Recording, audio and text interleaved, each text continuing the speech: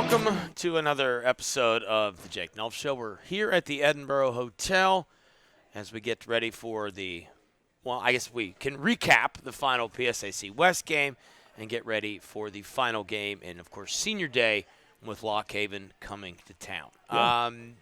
Coach, obviously, kiss your sister, almost close. Whatever. What a terrible analogy. I know, but it was tough, man. I was like, oh, what's gonna happen? Yeah. It was fun. I mean, you always talk about the compete level. Yes. That's the silver lining, right? No question. That is what you have to build on, right? That Yeah. is where you lay the ground. When we talk about cornerstones, Yeah.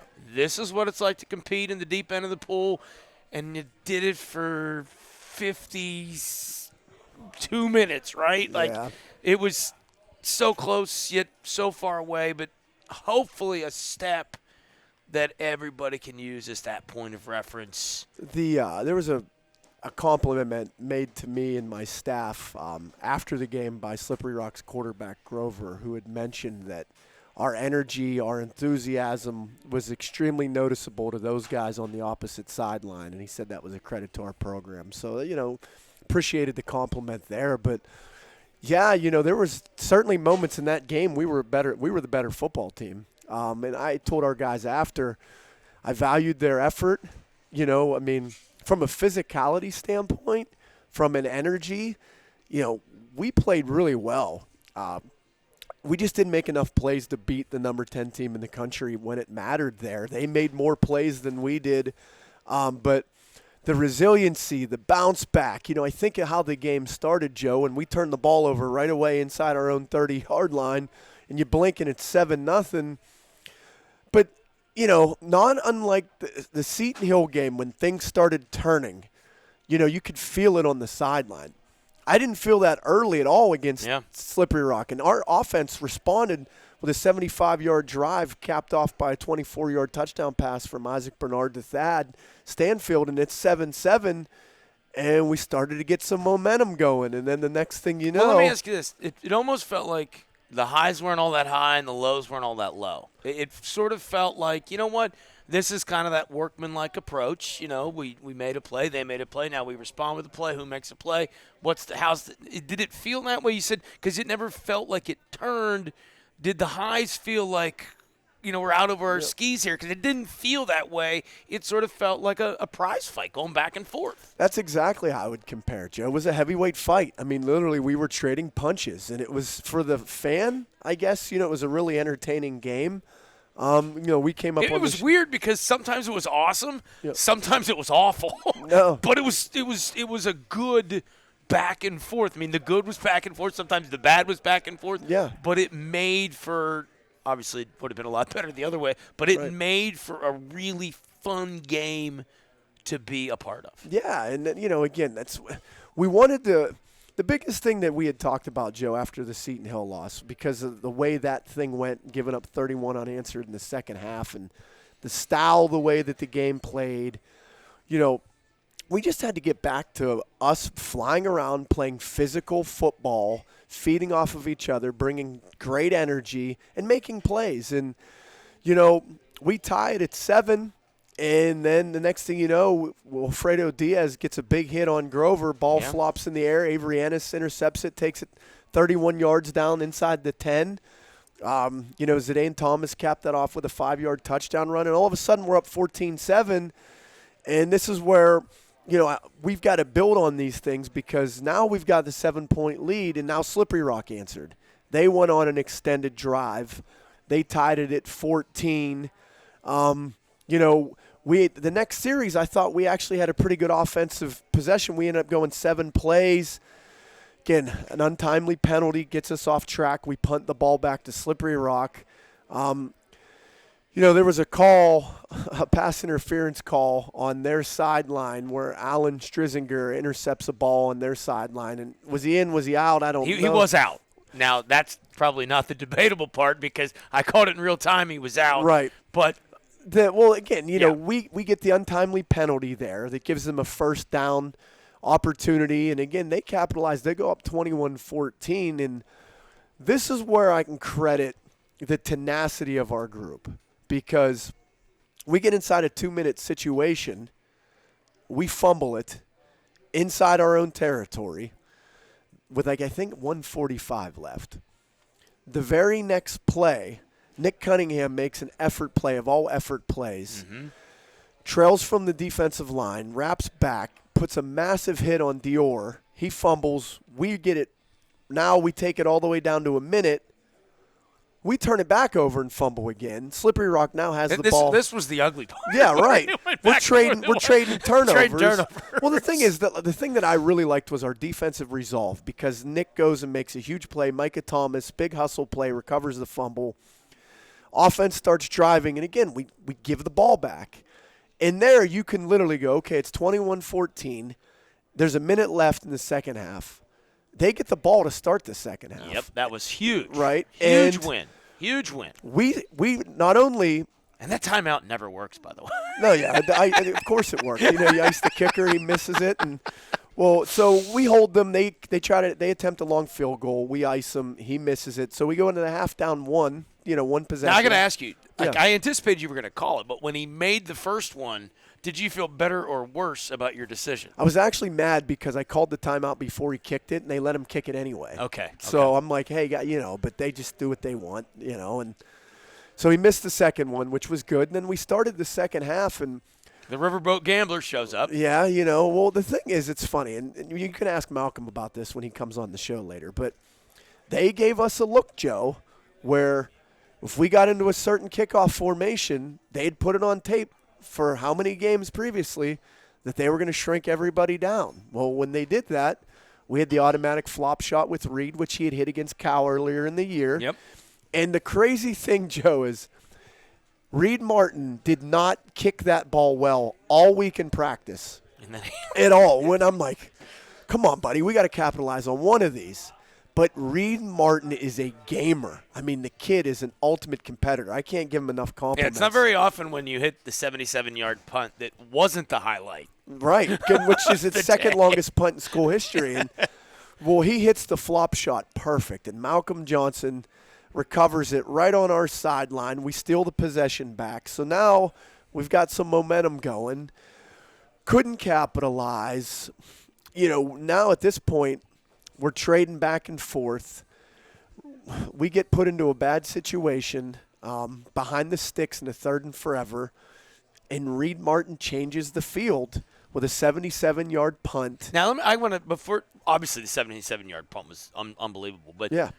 Now, could you see on the ground how bad the wind was? Oh, yeah, we knew that in the kicking game. Well, it didn't matter. It was the kicking game, the throwing game, in the napkin game. It didn't. Yeah. I mean, it was all day long. And it was that way from the time we stepped on the field when we got to the stadium. Long. It was a very. It would get to me, and it would go like this.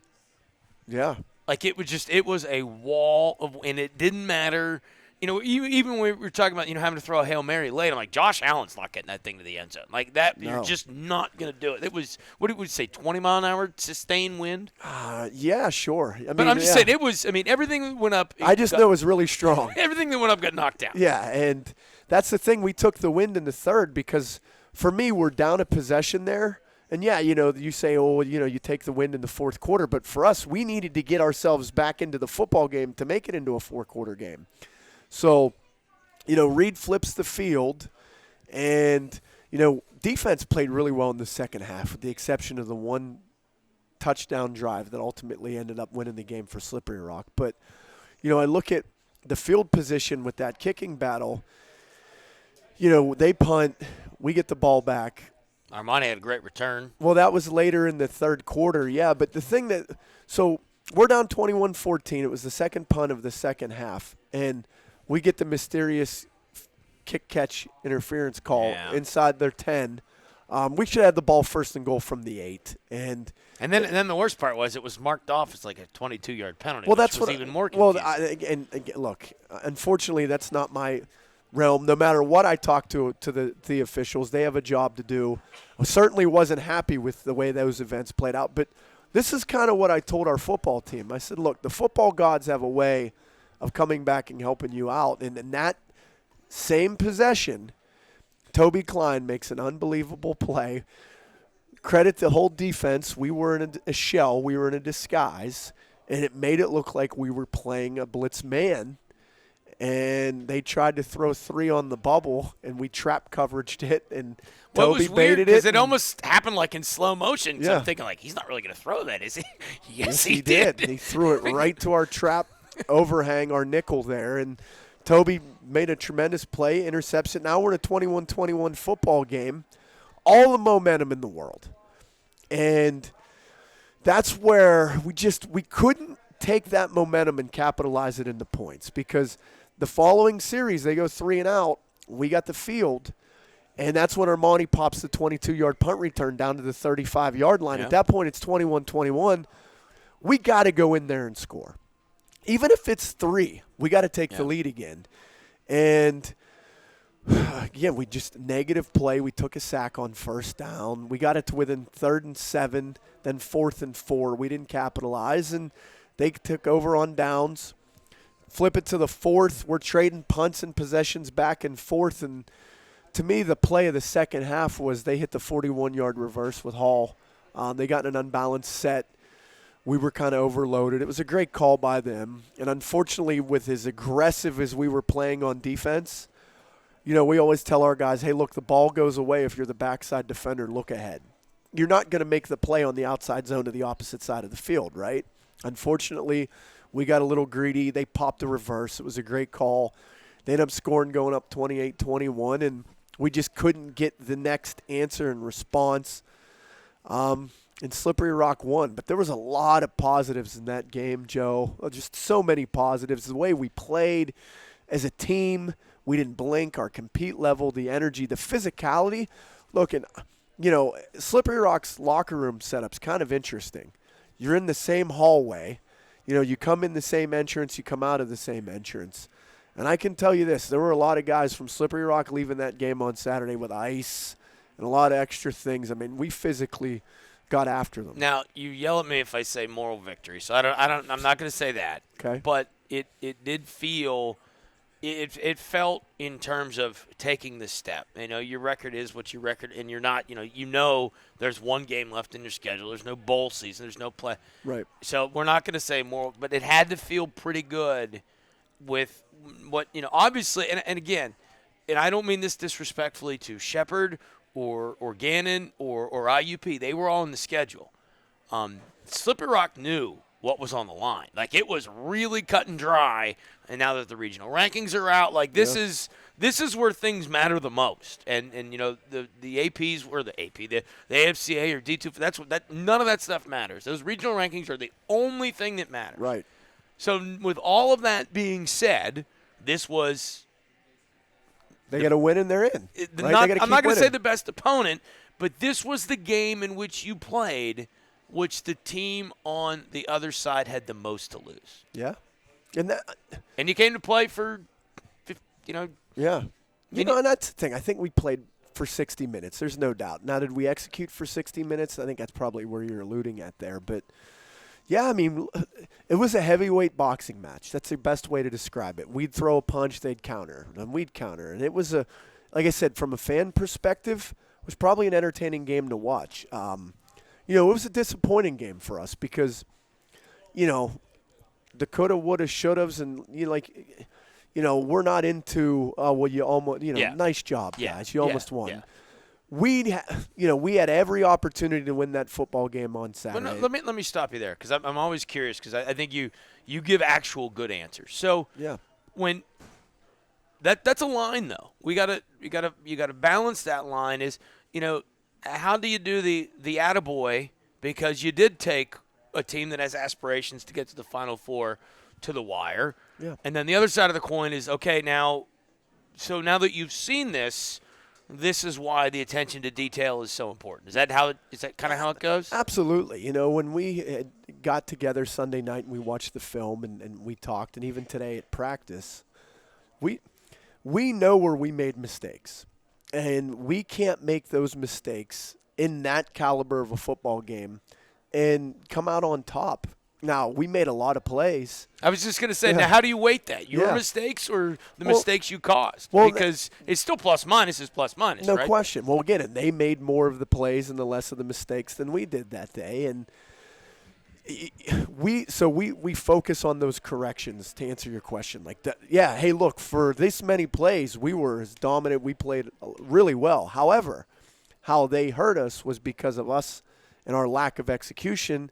So we really focus on those correction pieces of it and making sure that they don't happen again for when the next opportunity presents itself. Now, do you present it to the team like, player X made a play, or do you look at it from the standpoint like, your player like, hey, man, this is what you did wrong that allowed that player to make that Yeah, play? We always do it from that standpoint. It's, whether it's the offense, defense, or special teams, because we had, mistakes in all three phases. Nobody's ever perfect.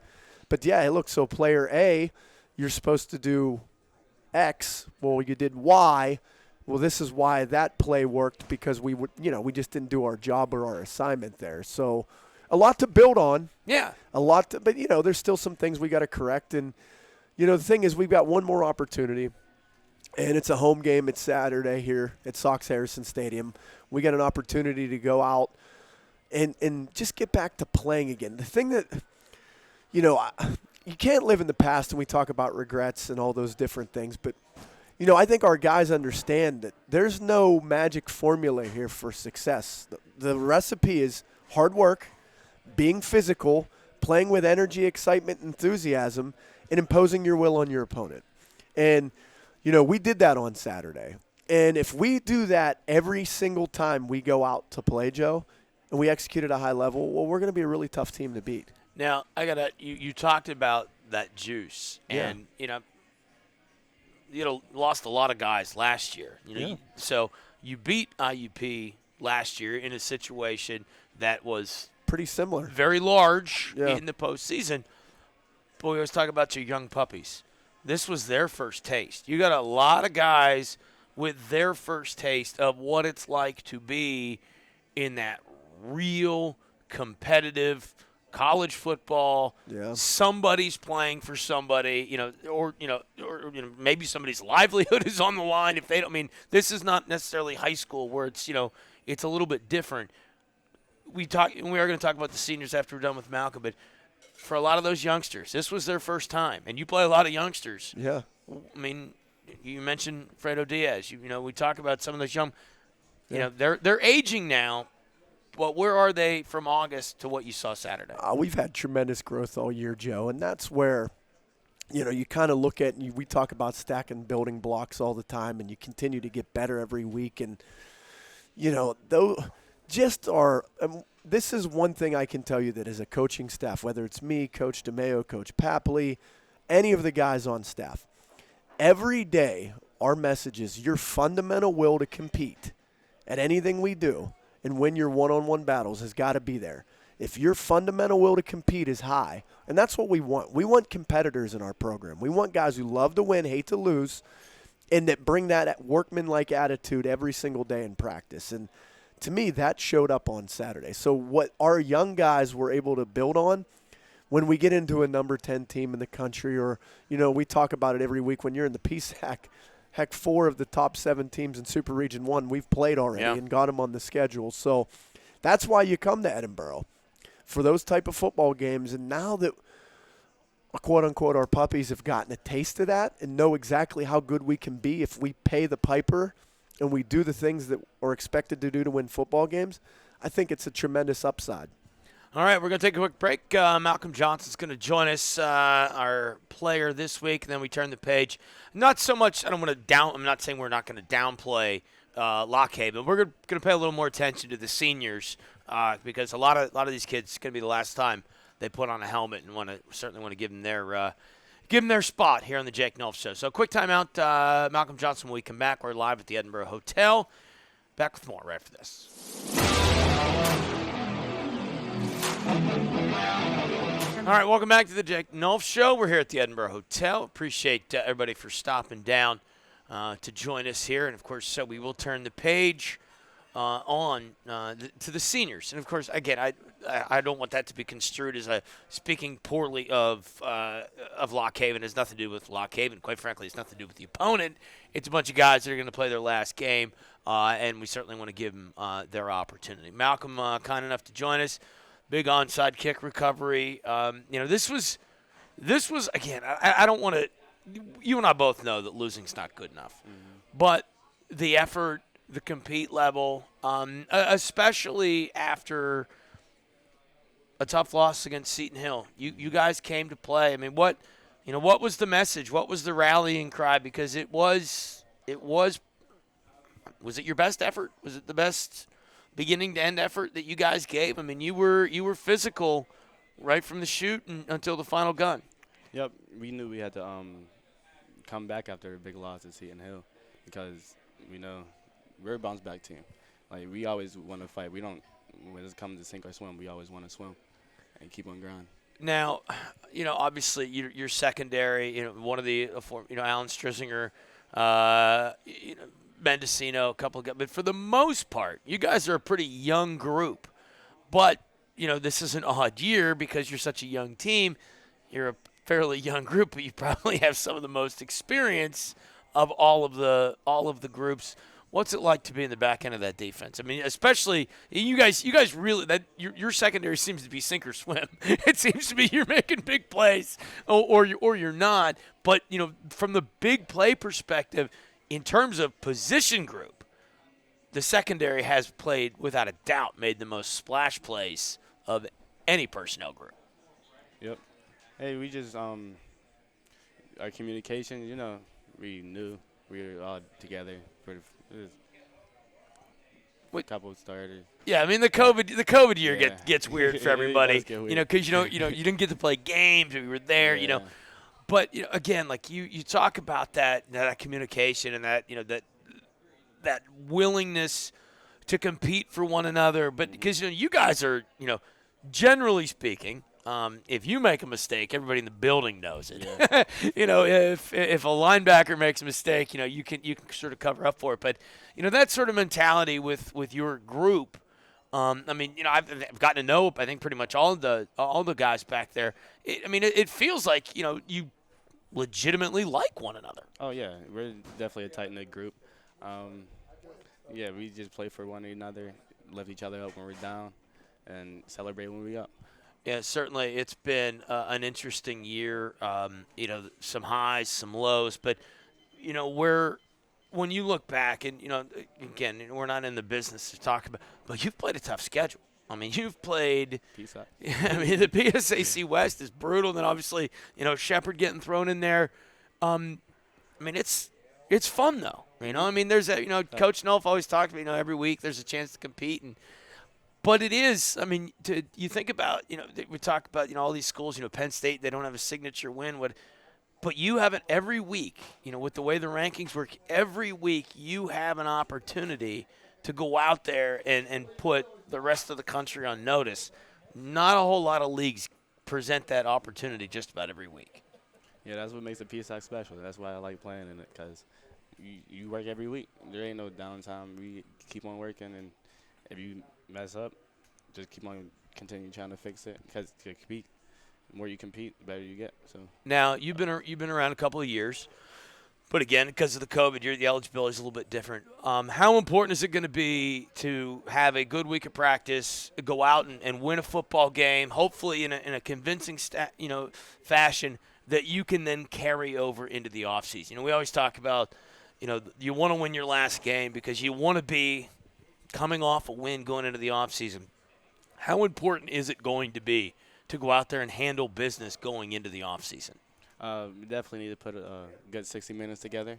Feel like ending on that note would help us carry that momentum into off-season training and just keep on elevating our team. Now, the other portion of the offseason, which I'm always curious about, and you've done it now a time.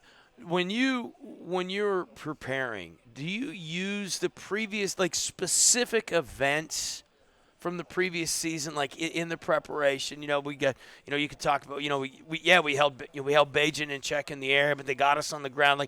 Do you single out anything in the off season, or is it more of just a whole and hey, we just got to get better? As a whole, we just got to get better. But, yeah, there is some like, okay, so tackling was kind of off, so we got to work more on that. Ball skills, yeah. Now, obviously, you guys, specifically, have had a lot of new guys come in. Fredo Diaz is a youngster that has come in and made a lot of big plays. J.R. Tellington is a youngster that's come in and made some big plays. It's one thing to have a losing record and you don't have the core coming back. This is a young team that has a lot. I think you got a high ceiling. I mean, do you guys talk about like, hey, we're figuring this out. We've gotten time. This is one step. We're gonna have another off season. Everybody's gonna get a little bit bigger, gonna get a little bit stronger, a little bit faster, and say, hey, but next year the compete's got to be right out of the gate. Next year the goal is to get better every day because you know what, 4 or 5 wins isn't good enough. We want to get into that 7, 8 where we're in the conversation of being in a team that can be in the postseason. Oh yeah, of course we have those talks, but this season we was focusing on this season because next season is not promised. But yeah, we're excited to be able to have the ability to improve for next year. Now, like I said, I've gotten the opportunity to know some of you guys, and I do think that it's really important to have a group of coaches that is actually selling something they believe in. And we talk about the messaging and whatnot each week. And, Jake always talks about, we're building this one step at a time, 1 week at a time. Like, and I always tell them, like, it doesn't feel like coach speak. Like, it feels like this is the real deal, and this is really who these people are, and this is a philosophy that everybody's bought into. Oh yeah, the coaches play with coach with all the passion in the world. They love the team. We love them back. So it's really nice to have them by our side through everything. How important is it going to be to get a win for those 6 guys that are walking? Oh, very important. We on a 2-L streak right now, and we just need a good bounce back and a good season ending. And it's home, so we need it. Malcolm Johnson kind enough to join us on the Jake Nulph Show. We are going to turn the page, as I mentioned, not so much Lock Haven, more so those 6 Fighting Scots are going to play their last game at Sox Harrison. So when we come back, this is the Jake Nulph Show. We're at the Edinburgh Hotel. Thanks to Malcolm Johnson for hanging out. Got Senior Day to talk about when we come back. All right, welcome back here. Jake Nulph Show, Edinburgh Hotel. Thank you for joining us. I think it's weird, and we've all been down this road. And I always, when we do the player interviews, sort of, there is going to be a last. There's Father Time's undefeated. There's always the end to something. Yes. And I don't think, in my experience anyway, I've never really met anybody that is prepared for the end. And I don't think you really get it. But there are 6 kids that more than likely will be putting the pads on for the last time. I mean, it sucks, I'm not going to lie. But, obviously you've got a game to prepare for. But, I often feel bad, like, does the average kid understand, in this era of, like, the transfer portal and everybody leaving, like, you only have so many opportunities. That's it. Regardless of where you're at, you only have so many opportunities. And they click off pretty quickly. I tell every single kid that comes into my office when we recruit them, and as fast as your high school career goes, trust me, you blink and college is twice as fast. And it's just like any other thing in life. Somebody's telling you, hey, this is going to go, you don't really know or listen until it happens. And, Saturday is going to be the last game of 6 young men in our football program. And, I'm sure they're going to tell you how fast their careers have went. And I know for myself and my playing experience how fast that went, which is obviously why I got into coaching, so I can still be around the game that I love. And, we're going to be saying goodbye to 6 players, Joe. Number 4, Anthony Mendocino. Mendo's a 2-year starter for us since I've been here at safety. He's had a great career. He's got 2 interceptions this season. He's going to be a guy that, is going to be tough to replace. He does a lot for us, not just on defense and special teams as well. Number 57, Brady Sunday. Special teams extraordinaire. Listen, and I told him this, and this is an extreme, and I mean this as a tremendous compliment. He might be one of my favorites all time from that department. All Brady Sunday does is show up, practice like a madman. He's extremely physical. He shows up on game days. He never complains. He doesn't say a word. He's a great kid to be around. And he's going to be a guy that's going to have a lot of success. So is Mendocino as well when they leave the program. That's the one thing I can say about all 6 of these guys that I talk about. Not only are they going to have a lot of success outside of Edinboro football, they're great people. And that's what's so hard to say goodbye. But knowing that myself and our staff have had an impact in their lives and, teaching them life lessons and then watching them go out and turn into men and have their own families and children, like that's the thing that we – looking back at this now, and, I've been doing this for 18 years, Joe, so a lot of the guys that when I first started coaching are into that world where they're having families and kids and getting an opportunity to see those guys grow and develop into being good men and good people is just why we do what we do as far as being a football coach. So, we're excited about their opportunity, but also sad to see them go. Number 79, Anthony Brinson, who – was in the lineup a lot on Saturday as a big defensive lineman for us. Played well, too. Played really well and has come into his own this season, has worked extremely hard to get himself into the lineup. And I'm expecting some big things from him on Saturday as well. He also works in the advancement office here on campus and has got an opportunity to touch base with football alumni. Has been a tremendous help for me in that aspect this season. Number 5, Alex Card, wide receiver, has played some valuable minutes for us, has had some nice catches throughout the season, also a special teams guy. Great kid, interned with the Pittsburgh Penguins this summer as in the digital graphic design realm. He does a lot of our graphics does all of our graphics for Edinboro football, does a great job. I know that's something that he wants to do when he graduates. I know he'll make it big time wherever he goes. We're certainly going to try and help him network and get into the pro sports realm because that's what he wants to do. Number 7, Craig McRae, tough physical kid from New Jersey, not very vocal, but just has a quiet intensity to him, has played a lot of valuable minutes for us at linebacker here this season, is a physical kid. Another guy like Brady Sunday just shows up and works, never complains, does all the little things, the dirty work. And then the last one is Alan Strizinger. Transfer extraordinaire. Allen's had a great season. I think he still leads the PSAC with 4 interceptions. If not, I think he's you're tied. correct. Yeah. And has had a great season for us. And the thing with Allen, when you get the 1-year transfer kids, you're not really sure how they're going to buy in or how they're going to fit into the culture. He's been outstanding, and that's just a credit to him and his character. One of the biggest compliments I can give about Alan is every time he sees my wife and kids, he always makes it a point to go up and say hello and give my kids a high five. Or, that stuff means a lot. And he's just a great kid, and that's what I mean. All 6 of these guys are always going to be welcome back in the program.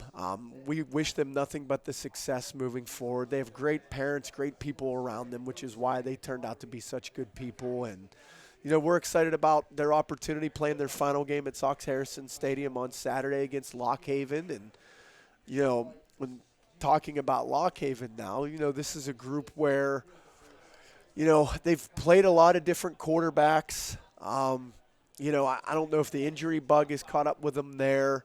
They've had 2 grad transfers play. They're not listed in the 2 deep this week. They got 2 younger guys that are ready to go. They have a really nice tailback, number 8, who played a lot of valuable minutes for them as a freshman last year and has done so this year as a sophomore. He popped up a 75-yard run in the second half against Westchester. They got a transfer wide receiver, number 3, who's physically in stature reminds me of number 1 from Gannon. He's got some big play potential there. They're big up front. Their D-line, to me, is the best part of their football team. Those 4 guys, man, they have energy. They get off the football. They make it extremely tough to play against. They're not going to let you run it. They're certainly going to, not unlike Seton Hill, the numbers are going to dictate that you're going to have to spit the ball to the perimeter. This is another challenge for us as a football team to where they've got some big play potential on offense. Defensively, they're a physical group that's not going to let you run, and they're going to try to put you into those obvious pass situations. So we've got to come out on Saturday and play the same type of football game that we played against Slippery Rock from an effort, energy, and enthusiasm standpoint. Now, I asked Malcolm this. I'm going to ask you this because now we're here. Yeah. This is it. This is the last week until you get, your off-season workouts. Put into perspective how important it is going to be to win the game because, everybody wants to go into the off-season with, a win under their belt. Obviously you want to win every week, but I think, to win your last game is gigantic. Absolutely. And it just gives you momentum into the offseason. Plus, too, when you look at what we talk about stacking those building blocks, you get win number 5 that puts you +1 from the year before. So, again, we know we're heading in the right direction and trending upward. And, again, it just gives us for everybody else that's coming back, because you can see 6 isn't a large number. Senior day won't take long. Right. So, that is going to be, this is the staple point that, hey, this kickstarts 2023 into our off-season program, into our recruiting phase of it, and gets things going in the right direction. And that was the thing where we had won the last 3 of 21, jump-started into us for recruiting, off-season workouts, spring ball, etc. Yeah, it's so important that we come out on Saturday, and we've got to get back in the win column. You look at the 2 losses in a row. We got to get back in the winning column for sure. Yeah, obviously, and again, I think that we talk about, when you have expectations, and I was mentioning with Malcolm is that, you win this game. Now you've got the off season where you've got everybody's a year older, and then all of a sudden, 5 wins is great, but we've gotten better. Now 7 or 8 wins becomes the realistic expectation, right. And then you get good at winning 7 or 8, and that's how you. Justin Lustig. Guys, I don't know how he did it, but that's typically not how it happens. You typically don't. So that's the foundational stuff. And as I always say, until you start losing games, you're supposed to win. Then you're okay. You're continuing to move forward. But again, you mentioned you're +1 from the year before. Well, if you are +1 every year, eventually you're going to be pretty good. Yeah. Yeah, there's no doubt about that. And that's the thing where, we'll have some time to reflect, and we'll talk next week and, all of those things as far as the season recap, et cetera. And, we've just got to hone in because you don't want to get, okay, well, now we're looking ahead, right? Yeah, we can certainly do that when this week is over. And for us, we've got one more opportunity to play with this group and these kids in 2022. And, that's the thing where, these guys, they probably realize it. We've been here 15 weeks already with camp, et cetera. But this was the last Monday practice some of these guys are ever going to have. Yeah. And, then we're going to go into Wednesday, Thursday, Friday, continue those building blocks, and then we just got to go out. And then Saturday, this is the last game of the year. Yeah. So you got to play just like that. Everything on the table. You call me the riverboat gambler, et cetera. But, hey, we've got to everything to the wind. We've got to do everything we can this week. We've got to work. We've got to practice well. We have to be physical. And then when Saturday comes, we just got to let it rip and play ball.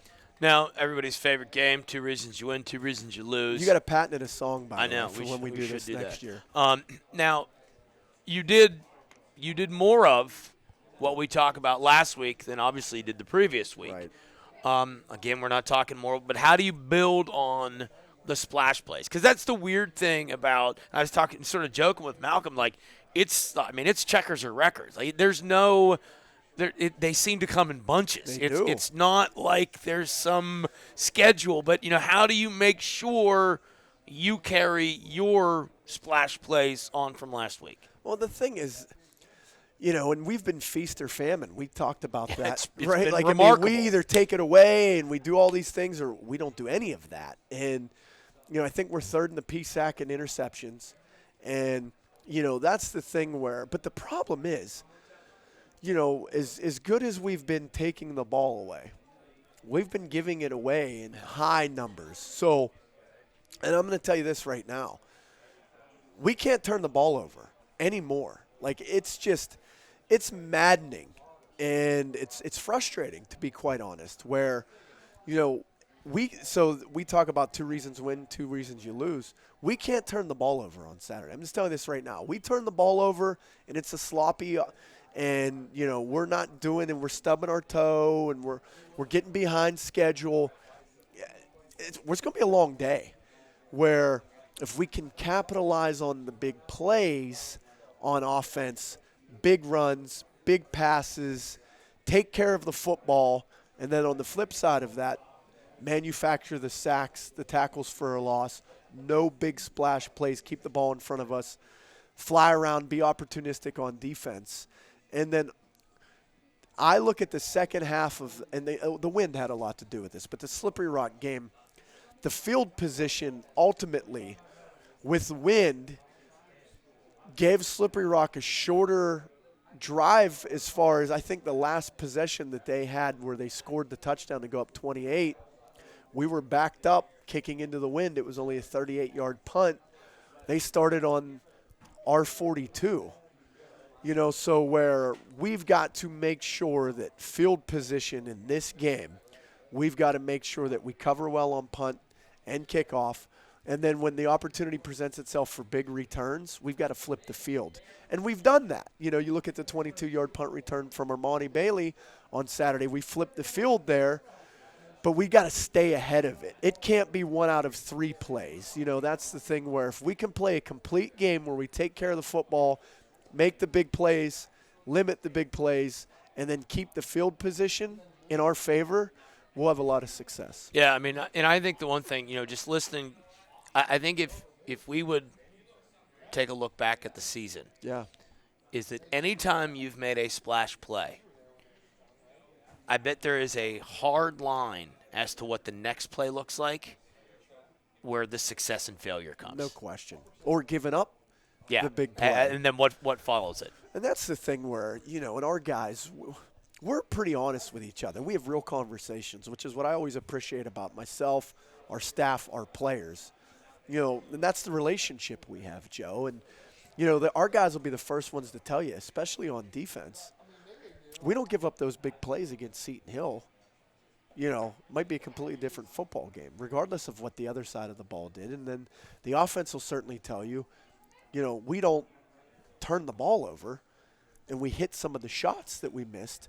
They're completely different football games. So we're very present. We understand exactly what it is we need to get done. Now we just got to go out and execute at a high level. And when you have a young group and we can have those real conversations and they know, that's where, to me, we're trending certainly in the right direction. Yeah, yes, all 120 snaps are equal, but it never fails. 8 of them are more important than the other 112, and that's been – that's been the line of delineation for you winning and losing regardless of opponent. No question. It's been the up and down season has been, pretty, figuratively, and, the reality has been that. And I think, we talk about the building blocks, and you talk about how do you get to that 7-8 win plateau. How do you handle success? Yep. And then how do you handle adversity? And as long as you're doing them on a more level footing, I think you're going to be okay. And I think that takes us back to the point I just made about how in the games in which you've won, when you've made splash plays, it has been a positive stacked on top of a positive versus a negative stacked on top of a negative, and that's pretty much been it. Absolutely. Yeah, we just got to make sure we're swimming with the current, not swimming against the current. Well, certainly I appreciate the time, and it's been a lot of fun doing this year, and may have some more stuff coming your way using this platform. I want to thank Lizzie, who's done a fine job running the camera for us each and every week, all the players that have stopped down. Of course, Dr. Robbins for being supportive of the endeavor, and, of course, Pat here at the Edinburgh Hotel for having us. Jake, I appreciate it. It was fun, man. Thanks a lot, Joe. Looking forward to doing this again in the future. Yeah, we will certainly do that. For everybody here at the Edinburgh Hotel, and, of course, everybody here on the staff at the athletic department here at the university, thank you for joining us each and every week. Jake Nulph Show here at the Edinburgh Hotel. Have a good afternoon. Go Burrow. There you go.